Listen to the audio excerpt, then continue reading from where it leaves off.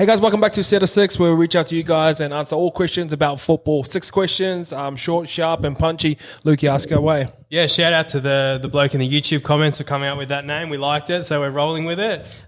Fan to player, player to fan. That's it. We're about that. 100%. So first one, from the Instagram story that we put up this morning, Luke Keary or Jack Wighton for 6, New South Wales? It has to be Luke Keary for me. Obviously, besides Munster, he's probably the best 5'8" in the comp right now, and there's probably daylight between them two and the rest. And the amount of shape that he can run off the back of, you got to think James Tedesco is your best player in your New South Wales team, and he's already got that combination. Boyd Cordner, he's your back rower in that side, and he runs that line off the back of it.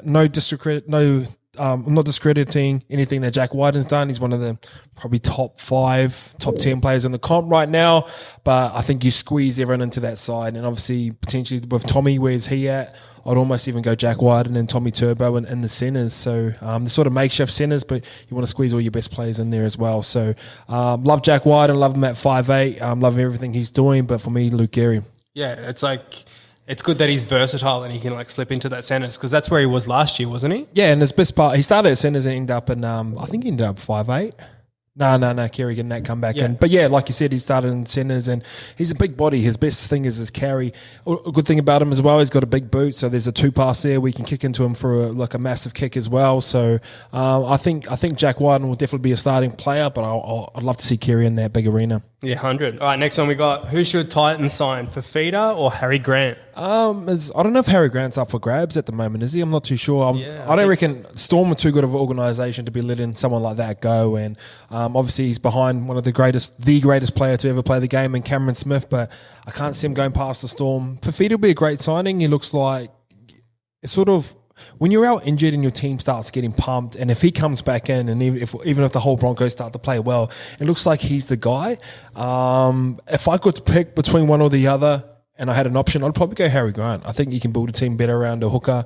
I understand Fafita's talent, and he's special, and he's one of a generation type player. But in saying that, I'll just go Harry Grant. I think hookers make good teams. Yeah. Well, rolling through the set, we got, would you run it straight at George Tafua or tackle a full steam Sivo? I think I played Sivo in reserve grade, so I'd definitely tackle him. One-on-one's a little bit different. I know people seeing Tedesco get knocked out, and Tedesco's the best player in the game right now, but there's so many different types of tackles you can do. There's you can obviously just use your weight and fall back. You can obviously probably miss a tackle in my circumstance, but running George Tafua, I think that hurts a bit. And you're going to have to run it straight. Just ask Munster. Yeah, Money Munster's been jammed by him. Everyone's been jammed by him. He's just got the right timing of it. He's strong through the base, and I don't know, Georgie's my boy, so he might look after me, but I used to talk shit to him as well, so he'd probably want to jam me sooner or later. Well, it's good. Both him and Powell, both back this week. Yeah, important, because obviously they lost a bunch of players of Walks and Tommy Turbo, so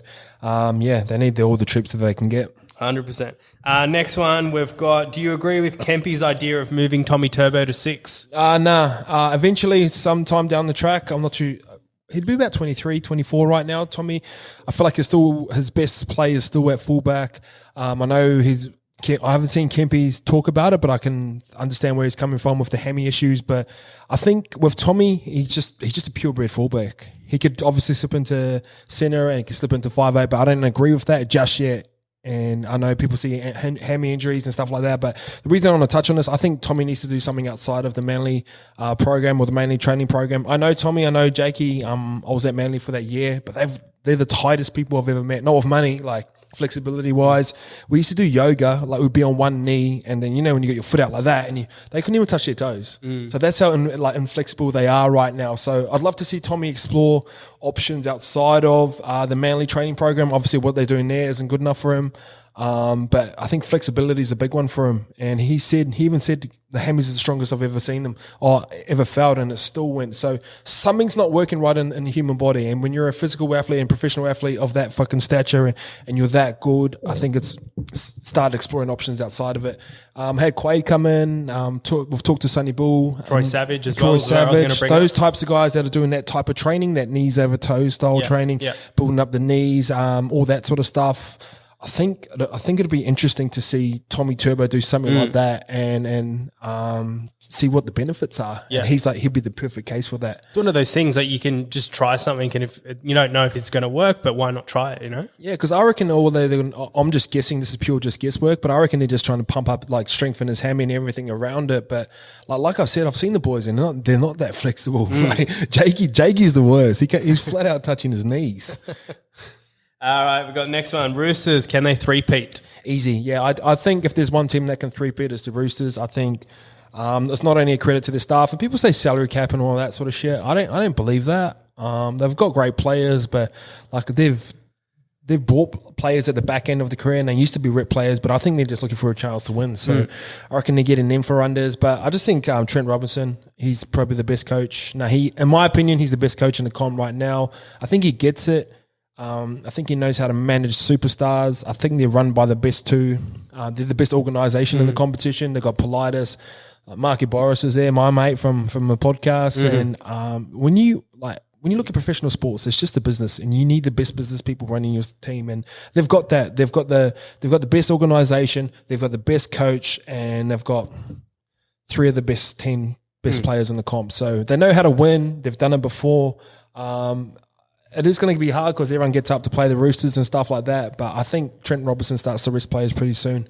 I thought it might have been this week against the Dragons, but yeah, if there's a team that can repeat, it's the Roosters. Did Teddy get named? Yep. Yeah, cool. Then finish it off, the 6th tackle. What do you think the Raiders need to do to find some form again?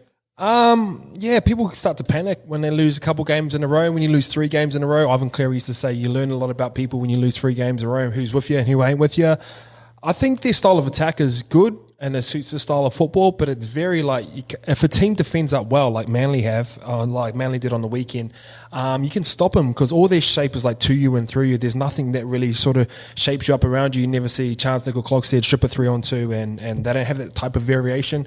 They don't run any kind of any block shapes. It's like for Hodgson jumping out, like fixing up a marker, middle. Jack Wighton will take you on. George Williams will take you on. Like the outside backs come in looking for the ball. So it's a great style of football when it's on and when it's working. But if a team's on defensively and like Manly were on the weekend, I don't think they have any option Bs or plan Bs to run a few different shapes or a few different looks. So yeah, I think like they're still going to be there. They're still going to be a top 100%. 4 side.